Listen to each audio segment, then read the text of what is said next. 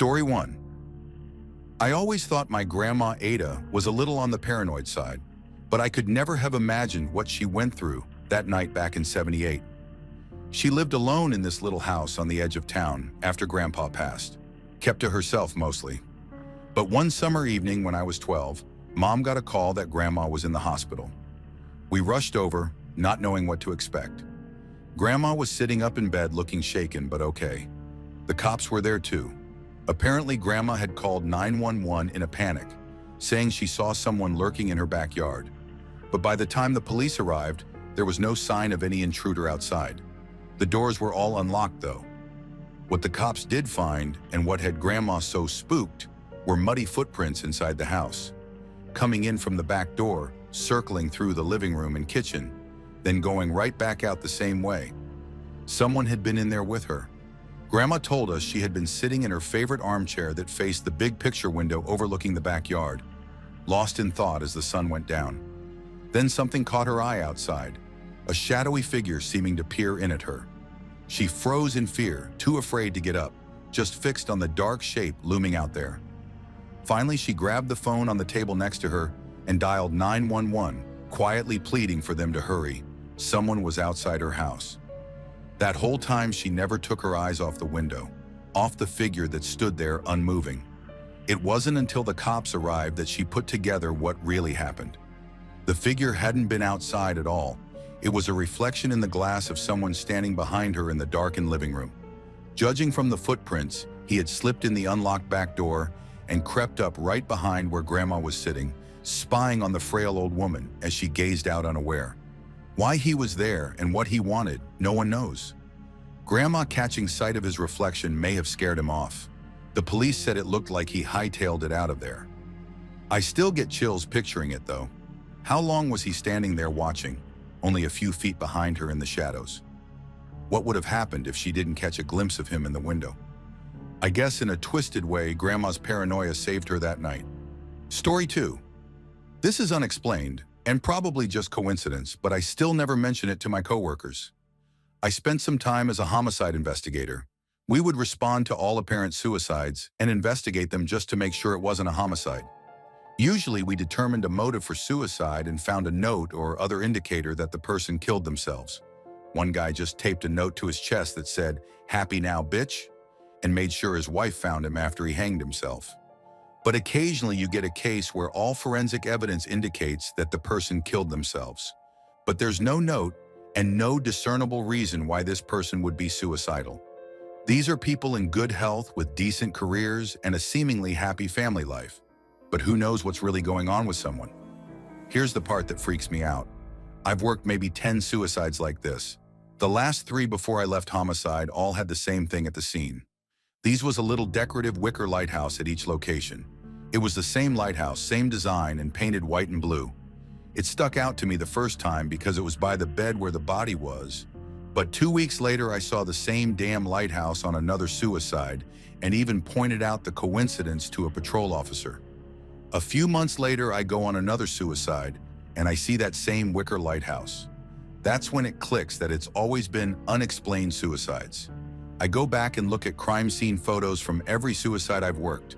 In 2 of them, I see what could be the wicker lighthouse, but the angle is off and there's too much junk around to say for sure.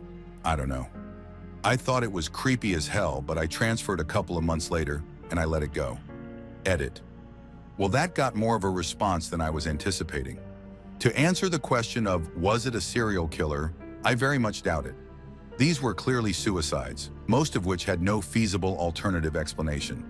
We work every suicide as if it were a homicide. An apparent suicide is almost always a suicide, but we err on the side of caution. Also, while serial killers are actually more common than most people think, they rarely leave calling cards or anything like you see in movies. It's usually some fucked up dude that has a particular taste. I really do think it was an odd coincidence, but it was still pretty fucking creepy.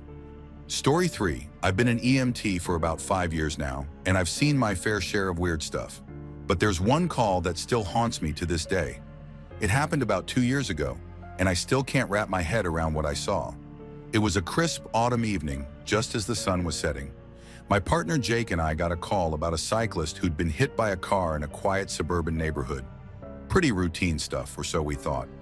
When we arrived on the scene, the first thing that struck me was how eerily quiet it was. Usually, with accidents like these, you get a small crowd of onlookers, maybe some people trying to help. But here, nothing. Just empty streets and the fading orange glow of sunset. The cyclist was sprawled out on the road, his bike a mangled wreck a few feet away. As we got closer, my stomach dropped. This was bad, really bad. The guy's head had taken the brunt of the impact, and without a helmet, well, let's just say it wasn't pretty. His skull was visibly fractured, blood pooling beneath him. It was the kind of injury you don't walk away from. Jake and I shared a look. We both knew the drill for situations like this.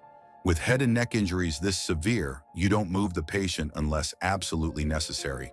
So we started setting up our equipment, preparing to stabilize him as best we could before transport. I was grabbing the backboard when Jake went to check for a pulse. Standard procedure, even though we both knew it was probably futile.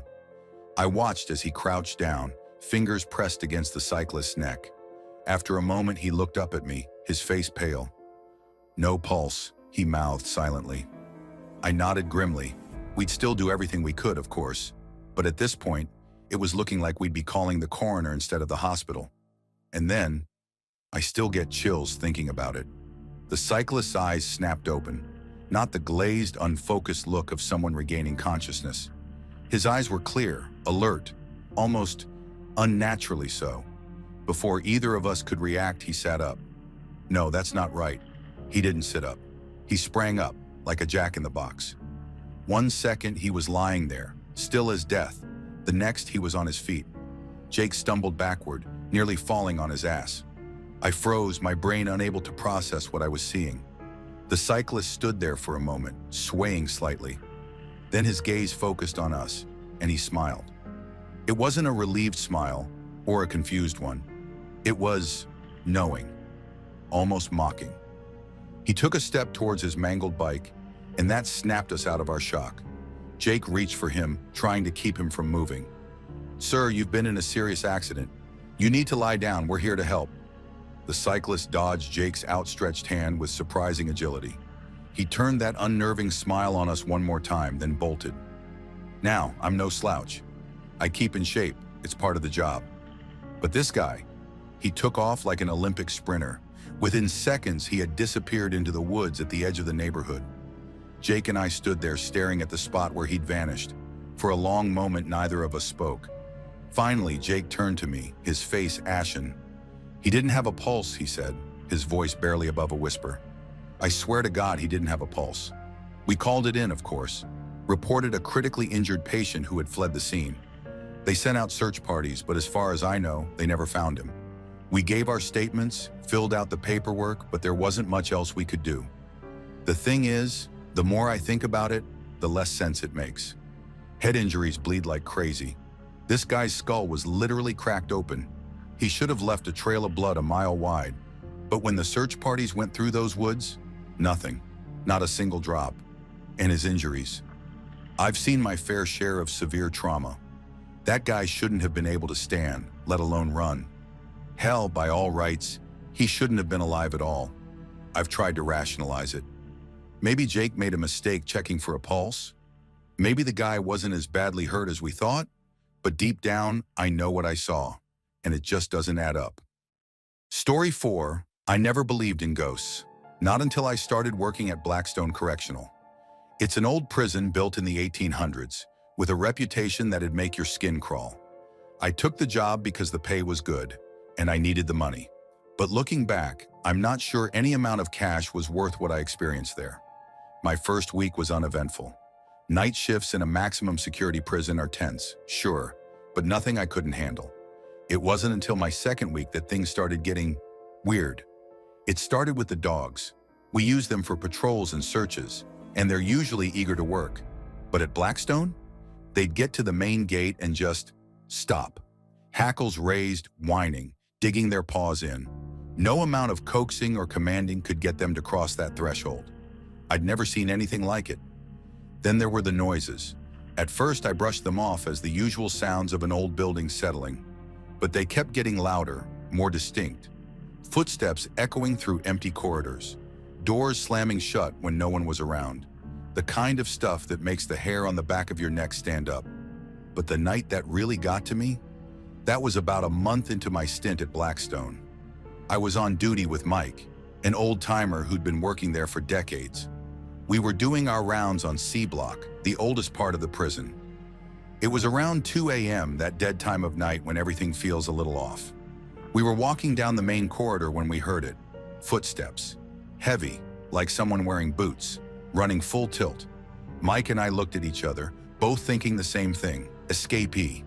We radioed it in and started moving toward the sound. But something wasn't right. The footsteps were too loud, too clear, like they were right next to us, but we couldn't see anyone. Suddenly, the empty cells around us started slamming shut, one after another, bang, bang, bang. The sound echoed off the stone walls, making it feel like the whole place was shaking. I turned to Mike, ready to ask what the hell was going on, when I saw his face. He was white as a sheet, eyes wide, staring at something above us. I followed his gaze, and that's when I saw it. A pair of old-fashioned boots, the kind with metal cleats on the soles, running along the ceiling. Just the boots, nothing else. They clattered along, sparks flying where the metal hit the concrete, moving faster than any person could run. I'd like to say I stood my ground, that I was brave. But the truth is, I ran. Bolted right out of there, with Mike hot on my heels. We didn't stop until we were outside, gulping in the cool night air like we'd been underwater. When we calmed down enough to talk, Mike told me about the history of C Block. Back in the early days of the prison, there was a guard named Thomas Blackwood. He was known for being particularly cruel to the inmates, always wearing his signature hobnail boots that echoed through the halls. One night during a riot, a group of prisoners cornered Blackwood in C Block. They beat him to death with his own boots. According to Mike, ever since then, people have reported seeing those same boots running through the prison, like Blackwood's spirit is still patrolling the halls. I tried to rationalize it, to find some logical explanation, but deep down, I knew what I'd seen. I put in my resignation the next day. Story 5. I've been a detective for 15 years, specializing in sex crimes and crimes against children for the last 5. It's a job that shows you the worst of humanity, but sometimes, just sometimes, it gives you a glimpse of something else. Something I can't explain, even now. It was a Tuesday night in November when the call came in. Midnight, give or take a few minutes. A young woman had walked into the precinct with a toddler in tow, reporting that her ex-boyfriend had raped her during a custody argument. I was on call that night, so I headed in immediately. The woman, let's call her Sarah, was sitting in the interview room when I arrived. Her daughter, barely 3 years old, was asleep on her lap. Sarah's eyes were red-rimmed, her clothes disheveled, but there was a steely determination in her gaze that I've rarely seen in victims so soon after an assault. I won't go into the details of Sarah's statement. Some things are better left unsaid. But I will say this. It was one of the most brutal cases I've ever handled. The kind that makes you question humanity and leaves you staring at the ceiling at night, wondering how people can do such things to each other. What struck me most, though, was how Sarah had managed to get herself and her daughter to the precinct. The attack had happened at her ex's apartment, miles away. She had no car, no phone, yet here she was, safe, if not sound. "I don't really remember how I got here," Sarah said when I asked. "It's all a blur. I just knew I had to get Emma safe." Emma, that was the daughter's name. And talking to Emma was the next step in our investigation. Now, interviewing children is a delicate process. As a certified child forensic interviewer, I know the importance of letting the child lead the conversation, of not introducing any information they haven't mentioned themselves. It's all about open-ended questions and careful listening. Emma was still groggy when we started talking, but she perked up quickly. Kids are resilient like that. I asked her to tell me about what happened at her dad's house. "Daddy got mad," she said, her little face scrunching up at the memory. "He was yelling at Mommy, then he started hitting her." I nodded, encouraging her to continue. "What happened next, Emma?" "That's when things took a turn I wasn't expecting. The nice lady came," Emma said, her eyes brightening. "She was pretty and glowy." I raised an eyebrow. Can you tell me more about the nice lady? Emma nodded enthusiastically. She picked me up and hugged me. She said we were going to be safe, me and Mommy. Then she sang a song, but I didn't know the words. What language was the song in? I asked, curiosity getting the better of me. Emma shrugged. I don't know. It was pretty, though. I made a note to ask Sarah about this nice lady later. Maybe a neighbor had intervened. But Emma's next words made me pause. I couldn't see past the nice lady, Emma continued. She was all glowy and bright. Then she went to the door and knocked. After that, she helped me and Mommy to the car. Then she flew away. I blinked, trying to process this information. Flew away? I'd heard children come up with fantastical stories to cope with trauma before, but this felt different somehow. Emma, I said carefully, can you tell me anything else about how you and your mom got to the police station? But Emma just shook her head. The nice lady helped us, that's all. I wrapped up the interview shortly after that. Emma had given me plenty to work with, even if some of it was unusual. When I spoke to Sarah again, I asked her about their escape from the apartment. Her brow furrowed as she tried to remember. It's strange, she said. 1 minute, he had a knife to my throat. I could feel the blade, the pressure. I was sure he was going to kill me. She swallowed hard, her hand going to her neck. Then suddenly, he just stopped. Looked towards the door like he'd heard something. Next thing I knew, he was running out of the apartment. Did you see anyone else there? I asked. Emma mentioned a nice lady. Sarah shook her head. No, there was no one else there. Just us and him. She paused, looking thoughtful. But you know, now that you mention it, I do remember feeling, I don't know how to describe it. Safe, protected, like someone was watching over us. Is that crazy? I assured her it wasn't. In this job, you learn to trust your instincts. And right then, my instincts were telling me there was more to this story than met the eye. We caught the ex-boyfriend about 8 hours later. He was trying to skip town, but didn't get far. When we brought him in for questioning, I wasn't expecting much. These types usually lawyer up pretty quick. But to my surprise, he confessed.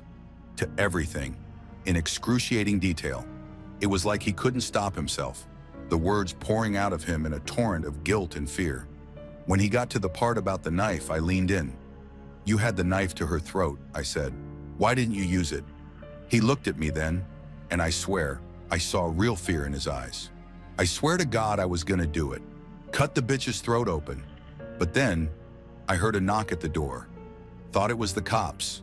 When I looked, there was no one there, but I don't know, man. I just had to get out of there. It felt like someone was watching me, judging me. A chill ran down my spine at his words. They echoed Sarah's feelings, Emma's story. But it couldn't be. Could it? The case wrapped up pretty quickly after that. With his confession and the physical evidence, it was open and shut. He's serving life now, no chance of parole. Sarah and Emma are in therapy, healing, moving forward with their lives. But I can't let it go. In quiet moments, I find myself thinking about that night, about Emma's nice lady, about the knock on the door that no one seemed to hear, but everyone felt, about the feeling of safety, of protection, that seemed to envelope Sarah and Emma in their darkest hour. I've been a cop for a long time. I've seen things that defy explanation, sure. But nothing like this.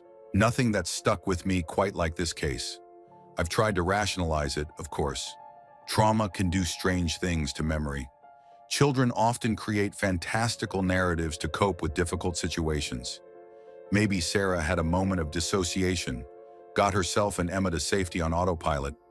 Maybe the ex's guilt manifested as paranoia, making him think he heard something that wasn't there.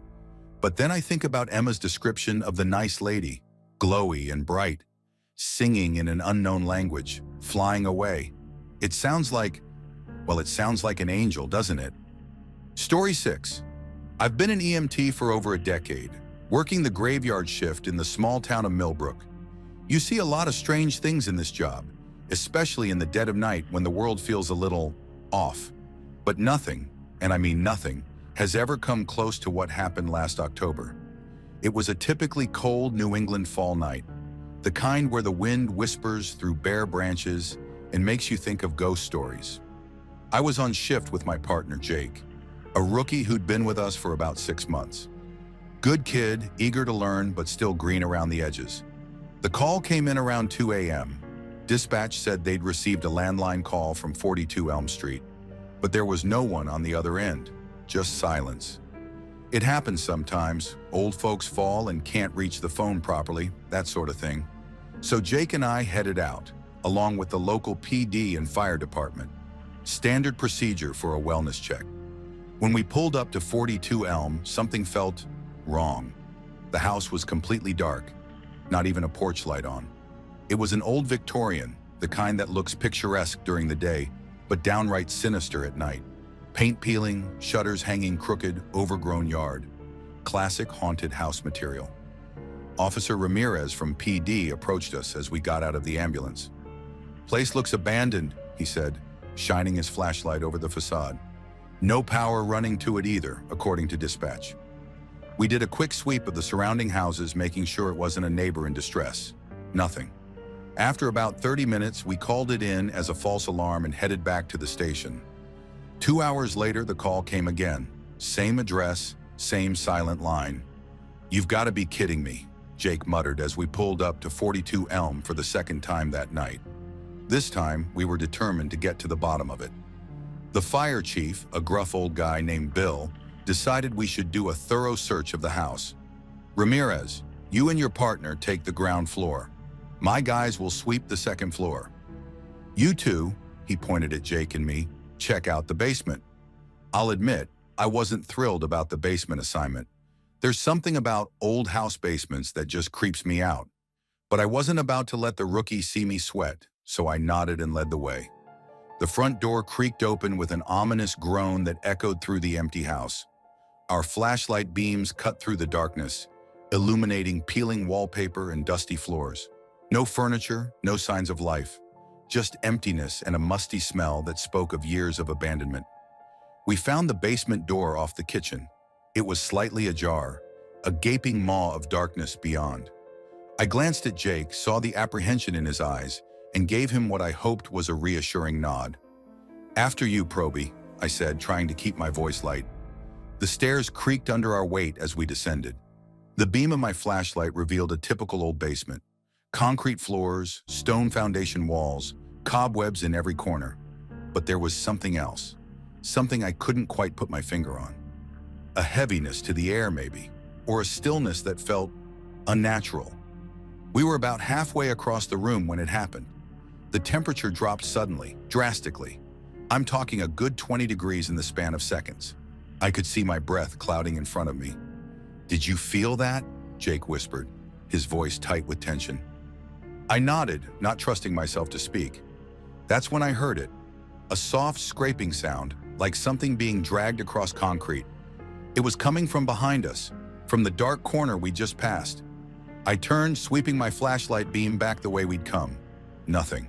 Just empty space and dancing dust motes in the light.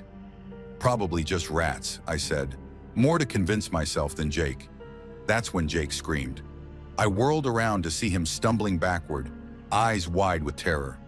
"Something grabbed me," he yelled, his voice echoing off the stone walls. "Something fucking grabbed my ankle." I didn't wait to see what it was. Training kicked in, and I grabbed Jake by the arm, hauling him towards the stairs. We took them two at a time, bursting out into the kitchen where we nearly collided with Ramirez and the fire crew. "What the hell happened down there?" Bill demanded, taking in our pale faces and Jake's shaking hands. Before I could answer, a cold draft washed over us. I saw Bill's eyes widen, watched as he shivered involuntarily. "Did anyone else feel that?" he asked, looking around at our group. One by one, we all nodded. Without another word, we filed out of the house and into the crisp night air. It felt like stepping out of a freezer and into a warm room. We stood in a circle on the overgrown lawn, each lost in our own thoughts. Finally, Ramirez broke the silence. "So, anyone want to tell me what the fuck just happened in there?" No one had an answer. We filed our reports, careful to stick to the facts. Abandoned house, possible squatter activity, nothing found. But we all knew there was more to it than that. I thought that was the end of it. I was wrong. 3 hours later, as Jake and I were finishing up some paperwork at the station, the call came in again. 42 Elm Street. Silent line. Dispatch sounded confused. I know you guys already checked it out, but protocol says we have to send someone. I shared a look with Jake. The kids still looked shaken from our earlier experience. We'll drive by, I told dispatch. But we're not going inside without backup. The street was quiet as we pulled up to the house. Nothing had changed. Same dark windows, same overgrown yard. But as I killed the engine, I swear I saw a flicker of movement behind one of the upstairs windows. Just for a second, like someone passing by. Jake saw it too. "Tell me that was just a trick of the light," he said, his voice barely above a whisper. I wished I could, but I knew what I'd seen. We sat there for a good 10 minutes, engine off, just watching the house. Nothing moved. No sounds except for the whisper of wind through dead leaves. Finally, I started the ambulance. "Let's get out of here," I said. Jake didn't argue. As we pulled away, I glanced in the rearview mirror. For just a moment, I thought I saw a figure standing on the porch. Pale, indistinct, barely there. Then we turned the corner, and it was gone. Jake quit a month after that night. Said the job wasn't for him. Can't say I blame him. This line of work, it changes you. Makes you see the world differently. Makes you question what's real and what isn't. But me, I'm still here. Still answering calls in the dead of night. Because for every inexplicable, terrifying moment like 42 Elm, there are 100 times when we make a real difference. When we save a life, ease someone's pain, bring a little light into the darkness. Thanks for watching. Don't leave before leaving a like to this video. Also hit the subscribe button to support my work. And as always, have a horrific nightmare, my dear.